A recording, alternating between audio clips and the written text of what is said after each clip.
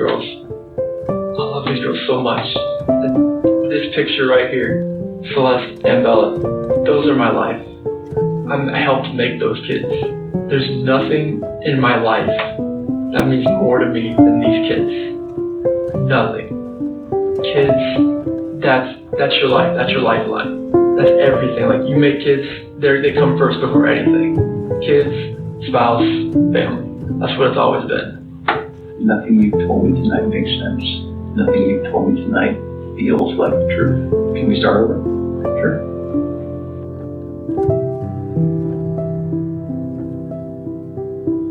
In the case famous for he said, she said, they said, she said, he said, they said, I read somewhere written by someone, don't know who.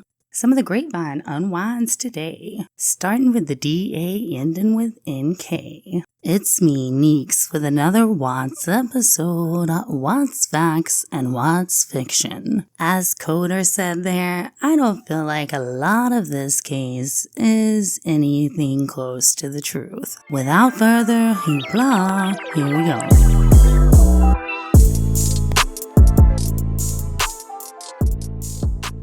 DA Michael Rourke. There was no election in 2018 for the DA of DA Michael Rourke. There was no election in 2018 for the DA of Weld County. I believe what got people thinking this was that they read that DA Rourke was appointed district attorney in 2014. Now that actually means that he began to work as the district attorney in 2015. But I'm guessing that they're assuming there would be a normal election limitation of 4 years and they just count up the years. But what actually happened is that DA Rourke is appointed in 2014, begins acting as DA in 15, because the years that he was appointed as governor don't actually count towards the term specifications in the state of Colorado. So he's elected 2016 and he runs again in 2020 unopposed. So there was no election.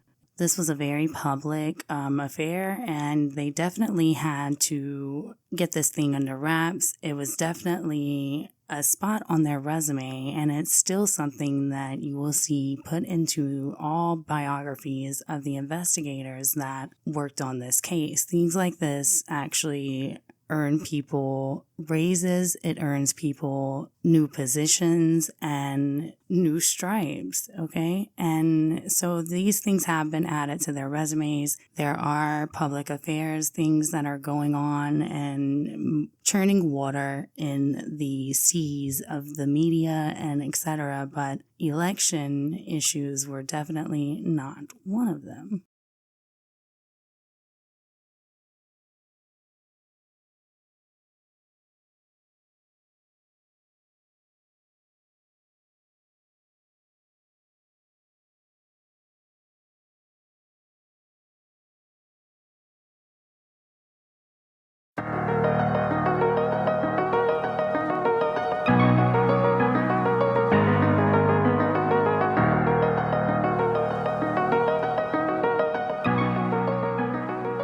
One that has always been difficult for me to believe is that this could be a premeditated murder where this man drug his family from inside into his truck while he's being surveyed by a camera that he not only knows is surveying him, but he also aided in the placement thereof. He, according to Nate, spoke to them about someone who was supposedly breaking into cars or vehicles in the area and has asked Nate where his camera points to, etc. So he has all this knowledge of this camera, and dude's got a 3-car garage but doesn't pull all the way into it. And it's like people just pretend that the backyard and that the back door doesn't exist, which I will touch further later, because right now I just want to keep it high and tight on all of the rumors and whatnot, fact versus fiction, and we're going to touch upon this later, and I'm going to show you more evidence of why I don't believe that Chris Watts took his family out on that video that they show, and all of the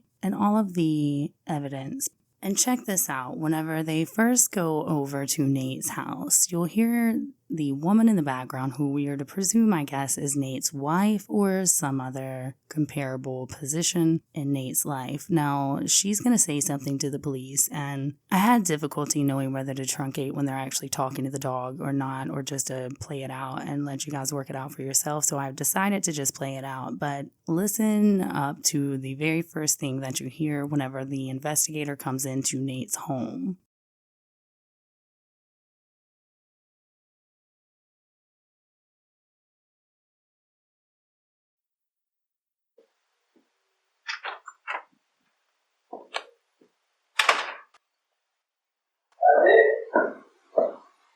Nothing on there. What's that? Nothing on there. My camera. Loading my stuff up in my coolers.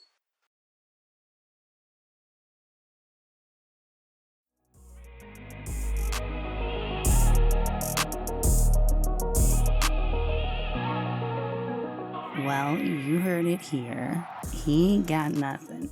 He didn't have anything, you guys. This tape was nothing until later Nate sees that it's been released on the news and whatnot. And then whenever we see him in the investigation videos, you know, he's telling the police, I'm the one that had the evidence, everything that y'all got. That was me.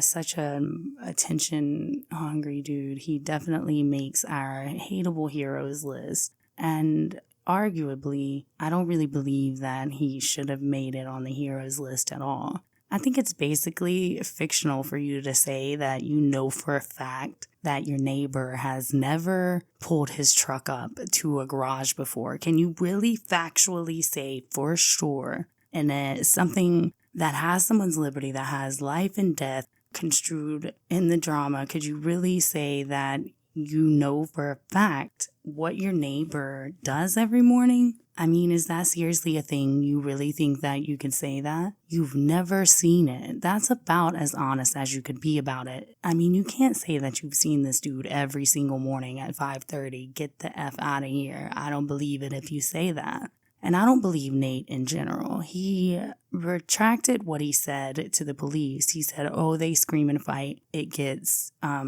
deep. And I think it probably did. Do I think that what he heard was Chris Watts screaming most of the time? Probably not, you guys. And that doesn't have anything to do with the murder itself. But basically, Nate is a liar. He's a liar for multiple reasons. And I won't believe that that video had anything on it after I've heard that they've, thoroughly looked over it. And to them, it was him loading up his work equipment. And they've seen it in its most unadulterated version, right? So I believe them. I believe what they said when the investigator walked in. The end.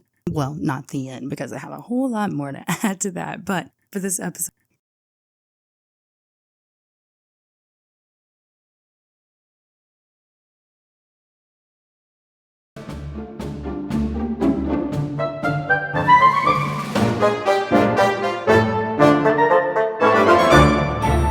take a wild guess at this one and think that it came from the Blood and Marriage with These Hands book, and I actually don't find this to be true. I don't think that the houses look identical at all. I think that they have a matching window. Other than that, their brick doesn't match. They just kind of don't look alike to me. What do you guys think? I don't think that they're close enough to be like, yeah, she made her house identical to his on purpose. Bruh, where'd you get this information?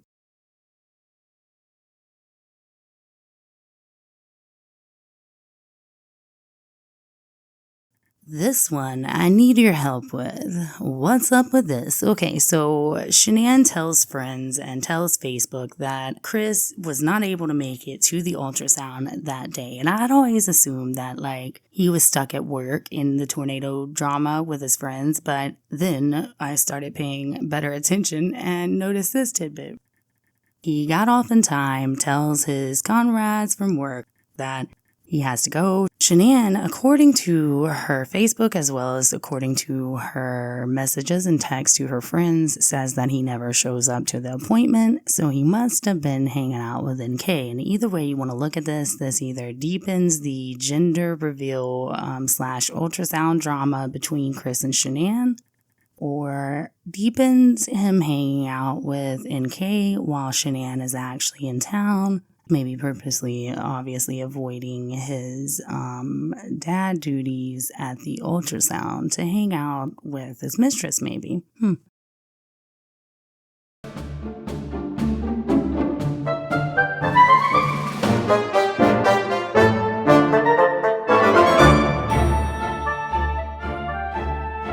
Last but not least, we have our girl NK. Common misconception about this case is that NK volunteered herself to the FBI or the CBI or the Frederick Police Department, depending on who's telling the story. The true story, however, whenever you look at the evidence and with someone who knows how to interpret it, you would notice the tidbit where an analysis, after reviewing what they had gotten from Watt's employer, searched the National Driver's License Registry for Nicole Kessinger and put together a supplemental package to locate her. The next time that we hear from Kessinger is because she's contacting someone back after she's been hunted and chased down by the federal agents and the state agents attempting to locate her. It's no wonder that it's been the public's indication that she came forward with the information without being tracked down by agents.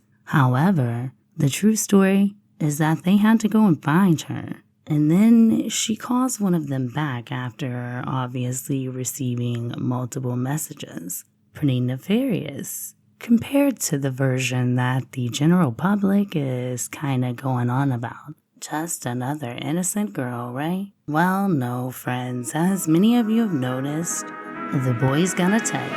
I'm out this mother. Thanks, y'all.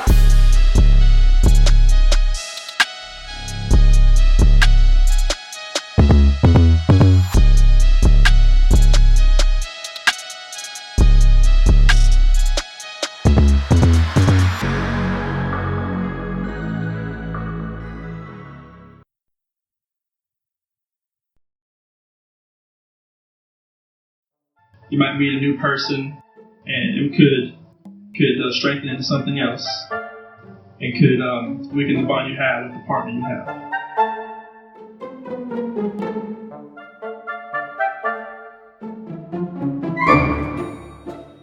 You spend less time with each other, and sometimes you have no time to maintain the relationship. Sometimes in a relationship, you maybe make promises that can turn into a major betrayal, or minor arguments that could turn into things where you can say spite comments, which turn into bigger problems.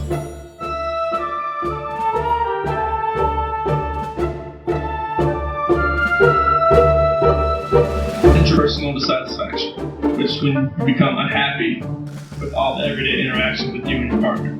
You also begin to view your future with your partner as a negative future, which you start to grow farther